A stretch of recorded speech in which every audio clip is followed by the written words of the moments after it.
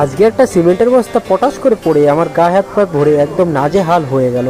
তো হ্যালো বন্ধুরা, সবাইকে স্বাগত আমার চ্যানেলে। তোমরা সবাই কেমন আছো?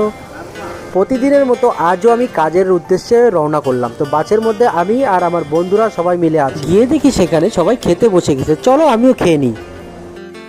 শেষ করে বন্ধুরা আমি চলে আসলাম কাজে। অলরেডি আমি কাজে হাতই দিয়ে দিয়েছি। তো আমার মিস্ত্রি এখন কি বলে দেখা যাক। তো আমার মিস্ত্রি বললো এই টাবুকটা 2 ইঞ্চি কেটে দে। তো আমি 2 ইঞ্চি কাটছি কখন থেকে, কিন্তু কাটতে পারছি না, যেহেতু টাবুকটা খুবই শক্ত। তবুও আমি চেষ্টা করে আমি তাড়াহুড়ো করে চলে গেলাম বাকেটে রাম্বল ভরতে। তো আমি খুবই জলদি করছিলাম, যেহেতু মোর প্যান আমার পাশেই দাঁড়িয়ে বারবার আমাদের দিকে নজর দিচ্ছিল, তার জন্য আমি খুব তাড়াহুড়ো করেই কাজটা করছি। আর এটা আমার দায়িত্বও বটে, তার কারণ কি যত জলদি করব ততই আমাদের লাভ। তার জন্য আমি চলে গেলাম সিমেন্টের কাজ। আর সিমেন্টটা হাত ফসকে পড়ে গেল দুম করে। আর দুম করে পড়ে যাওয়ার সাথে সাথেই আমার অবস্থা পুরো ভূত।